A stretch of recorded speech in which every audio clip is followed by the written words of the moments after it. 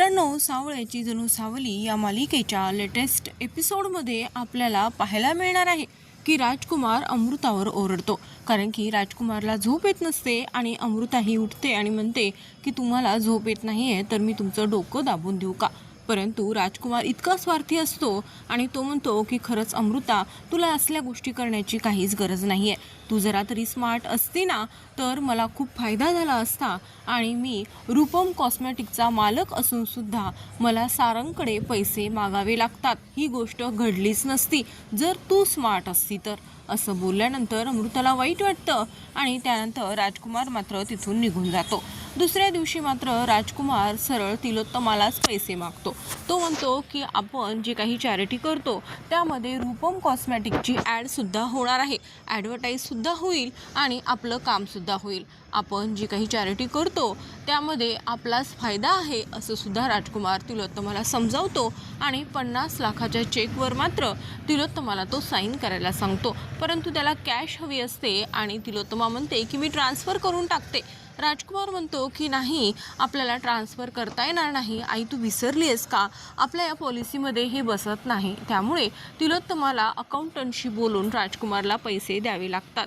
त्यानंतर तिलोत्तमा म्हणते की बघितलंस ना सारंग, मी तुला म्हणत होते, अरे याच्या डोक्यामध्ये काहीतरी सुरू होतं आणि म्हणून बिझनेस वाढवण्यासाठी त्याचे प्रयत्न हे आता आपल्याला दिसत आहेत. त्याने कसं डोकं लावलं बघ, एकतर आपली चॅरिटी पण होईल, म्हणजे आपण मदत पण करतोय आणि त्यामध्ये रूपम कॉस्मेटिकची ॲडव्हर्टाईज पण होईल असं त्याने विचार केलेला आहे. तेव्हा सारंग म्हणतो की आई, मी तुला सांगितलं होतं, आता मात्र तुला विचार करायचा आहे. कंपनीची व्हाईस प्रेसिडेंटची जी पोस्ट आहे ती खाली आहे आणि त्यामुळे तू या गोष्टीचा विचार करावास असं मात्र सारंगच तिलोत्तमाला बोलून दाखवतो. तिलोत्तमा म्हणते की सारंग, तुझा विचार अगदी बरोबर आहे. मी एक काम करते, मी बाबांशी बोलते आणि बाकी ग्रुप मेंबरशी सुद्धा डिस्कस करून संध्याकाळी आपण अनाऊन्समेंट करून टाकूयात. त्यानंतर सारंग खूप खुश असतो. त्यानंतर इकडे मात्र सावली राजकुमारला सावध करण्याचा प्रयत्न करते, परंतु राजकुमार म्हणतो की मी माझ्या आईला बोलू का, कारण की माझ्या आईने तुझ्या चारित्र्यावर संशय कधीच घेतलेला नाही आहे, परंतु तुझी हिंमत अशी आहे की तू माझ्या चारित्र्यावर संशय घेतेस. त्यामुळे आता मी माझ्या आईलाच सांगणार. मग माझी आई तुझी काय हालत करेल हे तर तुला चांगलंच माहीत आहे. परंतु सावली पुन्हा शांत होते. मित्रांनो, त्यानंतर मात्र सारंग हा खूप खुश असतो आणि तो ऐश्वर्या अमृताला सांगण्याचा प्रयत्न करत असतो की संध्याकाळी हे सगळं असं घडणार आहे. परंतु ऐश्वर्या म्हणते की माझ्याकडे बिलकुलच टाईम नाही आहे, 2 मिनिटांमध्ये माझी मीटिंग सुरू होती आहे. ऐश्वर्याचा पुन्हा प्लॅन असतो की अमृताला औषध देण्याचा, परंतु सारंग मात्र तो मध्येच थांबून अमृताला सांगतो की दादासाठी खूप महत्त्वाची गोष्ट आहे. व्हाईस प्रेसिडेंटची नेमणूक ही दादासाठी होती आणि यासाठी दादाचं सिलेक्शन होतं आहे. अमृता खूप खुश होते. त्यानंतर मित्रांनो, आपण पाहतो की इकडे मात्र कॅफेमध्ये देवा त्या मुलीला भेटतो, जॉलीला भेटतो आणि तिला इम्प्रेस करण्यासाठी बऱ्याच गोष्टी तो बोलत असतो. तिला असं दाखवून देतो की देवा हा खूप मोठा बिझनेसमॅन आहे आणि त्यानंतर तो जॉलीला गिफ्टसुद्धा देतो आणि ती जॉली फक्त पैशावर प्रेम करणारी असते, त्यामुळे ती सहजच ते गिफ्ट पण घेते. त्यानंतर देवा तिथून उठतो आणि त्यानंतर तिथे राजकुमार येतो. राजकुमार मात्र जॉलीला इम्प्रेस करण्याचा पुन्हा प्रयत्न करत असतो आणि त्यानंतर तो तिलासुद्धा गिफ्ट देतो.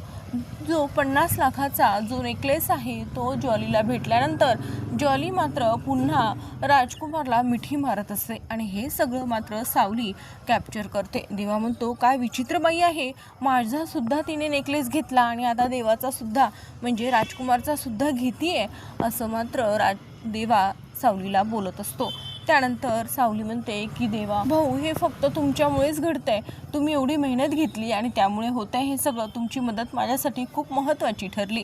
आणि त्यानंतर देवा मात्र सावलीला मिठी मारतो. तेवढ्यातच ऐश्वर्या तिथे आलेली असते आणि ऐश्वर्या हे सगळं कॅप्चर करते. फोनमध्ये कॅप्चर केल्यानंतर ती सारंगला फोन करते की घरी ये, खूप महत्त्वाचं बोलायचं आहे. तेवढ्यात सावलीसुद्धा घरी आलेली असते आणि त्यानंतर सारंग म्हणतो की ऐश्वर्या वहिनींनासुद्धा तेच सांगायचं आहे बहुतेक जे मला सांगायचं आहे. आणि त्यानंतर सावली म्हणते की तुम्हाला काय सांगायचं आहे.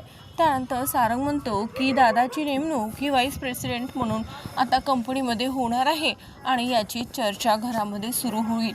आणि तेव्हा सावलीला धक्का बसतो, कारण की आता सत्य हे सर्वांसमोर येणार आहे आणि यातच आता राजकुमारचं हे जे व्हाईस प्रेसिडेंटचं पद आहे हे मात्र तिलोत्तमा कधीच त्यांना मिळू देणार नाही. त्यानंतर घरात सगळेजण जमलेले असतात आणि तेव्हा ऐश्वर्या म्हणते की आता मला जे काही सांगायचं आहे ते सगळ्यांनी लक्षपूर्वक ऐका. या मुलीने तिचं दुसरं कारस्थान आता सुरू केलं आहे. ही जी मूर्ख मुलगी आहे ही कॅफेमध्ये एका परपुरुषाला भेटली आणि ती मिठीसुद्धा मारत होती. आता मात्र सारंगचा राग अणावर होतो आणि सारंग म्हणतो की ऐश्वर्या वहिनी जे काही बोलतेस ना ते जरा सांभाळून बोल. तेव्हा मात्र ऐश्वर्या म्हणते की सारंग माझ्यावर नको चिडूस, तुझ्या बायकोने जे काही केलं आहे ना तेच मी सांगते.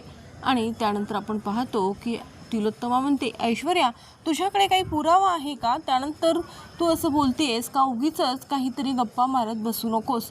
तेव्हा ऐश्वर्या म्हणते की नाही मॉम माझ्याकडे पुरावाच आहे.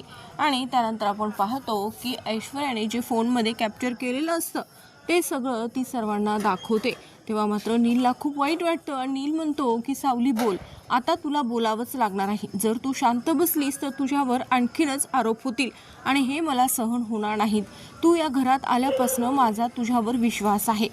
सारंग बोलू शकत नाही. जर सारंग बोलला तर असं वाटेल की तो बायकोची बाजू घेतोय, म्हणून मी तुला विचारतोय लवकरात लवकर बोल. परंतु सारंग म्हणतो की सावली तुला काहीही बोलायची गरज नाही आहे, माझा तुझ्यावर विश्वास आहे. परंतु तिलोत्तमा म्हणते असं नाही सारंग, सावलीला बोलावंच लागेल. आणि त्यानंतर तिलोत्तमा म्हणते की बस झालं, काय सुरू आहे माझ्या या घरामध्ये, काय प्रकार आहे, तू बोलणार आहेस की नाही? तुला बोलावंच लागणार आहे, जे काही सत्य आहे ते तुला सांगावंच लागणार आहे. सारंग म्हणतो की सावली माझ्यासाठी नाही पण या समाजाने तुझ्याकडे खूप चुकीच्या नजरेने पाहिलं आहे, त्यामुळे त्यांना उत्तर तुला द्यावं लागेल. त्यानंतर सावली म्हणते की माझ्याकडे एवढा आत्ता सध्या वेळ नाही आहे, मी तुम्हाला वेळ आल्यावर नक्की सांगेल, मला थोडा वेळ हवा आहे. तिलोत्तमा म्हणते की ठीक आहे तुला वेळ दिला जाईल, परंतु जर यामध्ये काही तुझी चूक असेल तर लक्षात ठेव हे घर सोडून तुला जावं लागेल. त्यानंतर सारंगला हे ऐकून धक्का बसतो. सारंग म्हणतो की आई तू काय बोलतेस? तिलोत्तमा म्हणते की नाही सारंग, जर या मुलीची चूक असेल तर मी हिला घरात थांबवू देऊ शकत नाही. सावली म्हणते की मला मान्य आहे. मित्रांनो, सारंगने सावलीवर विश्वास दाखवला त्याबद्दल सावली सारंगचे आभार मानत असते.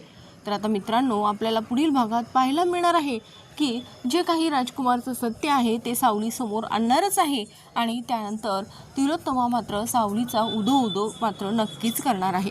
व्हाईस प्रेसिडेंटचं पद मात्र राजकुमारच्या हातनं गेल्यानंतर राजकुमारचा राग मात्र आता सावलीवरचा वाढेल की त्याचे डोळे उघडल्याबद्दल तो सावलीचे आभार मानेल, हे पाहणे मात्र इंटरेस्टिंग होणार आहे. तरी आता मित्रांनो सावळ्याची जणू सावली या मालिकेचे लेटेस्ट प्रोमो तसेच लेटेस्ट ट्विस्ट जाणून घेण्यासाठी चॅनलला नक्की सबस्क्राईब करा. मित्रांनो चॅनल नवीन आहे त्यामुळे तुमचं एक सबस्क्राईब माझ्यासाठी लाख मोलाचं आहे. तर मित्रांनो चॅनलला नक्की सबस्क्राईब करा.